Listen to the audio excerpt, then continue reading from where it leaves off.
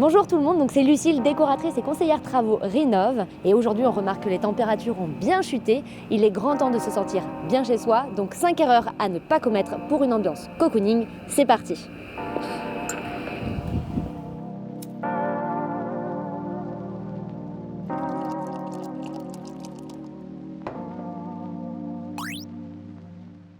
Allez, on est bien installé et maintenant c'est parti. La première erreur concernera l'aménagement de votre espace. Vos meubles ne doivent pas être trop éloignés les uns des autres. Comme vous pouvez le voir sur ce premier visuel, le mobilier doit être beaucoup plus rapproché pour bien se sentir entouré. Être dans une bulle non seulement de confort, mais de réconfort. Attention, la distance minimum est bien de 60 cm pour que vous puissiez circuler aisément.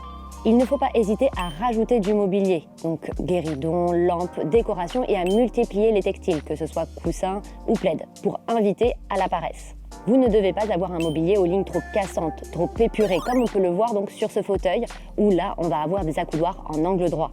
Il faudra privilégier un mobilier aux lignes sinueuses, que ce soit ici au niveau de la table basse, au bord arrondi ou la bibliothèque. Il est également important donc d'avoir un mobilier ergonomique, comme ce fauteuil qui vient nous entourer de ces accoudoirs.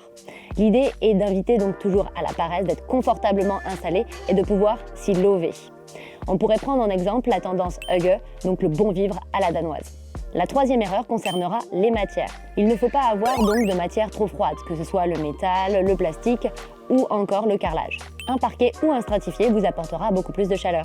Pour un espace cocooning, privilégiez des matières brutes, comme par exemple le bois, mais aussi beaucoup plus douces et moelleuses. C'est un retour aux matières beaucoup plus épaisses, que ce soit de la maille XXL, de la laine tricotée ou encore du velours. Pour la quatrième erreur, nous allons parler de la couleur. Pas de couleur trop flashy ni trop présente. Ici, dans ce visuel, nous en avons sur les murs, sur le mobilier et dans la décoration, donc beaucoup trop présente. La couleur doit être mesurée en termes de quantité. Il n'y a pas bien sûr de mauvaise teinte, l'idée est de créer un ensemble homogène. Et enfin, donc la cinquième erreur concernera la lumière. Adoptez une lumière beaucoup plus chaude, tamisée et douce pour avoir donc un cocon de chaleur. Petite astuce, pour un salon bien éclairé, vous devez avoir donc un éclairement de 300 lux environ. Il faudra également multiplier les points lumineux, que ce soit de la lumière indirecte ou décorative, qui va participer grandement à cette ambiance cocooning. Et voilà, avec ces 5 erreurs à ne pas commettre donc pour une ambiance cocooning, vous n'en serez que mieux chez vous. Abonnez-vous à la chaîne YouTube pour plus d'astuces et n'hésitez pas à liker cette vidéo. Et je vous dis à bientôt.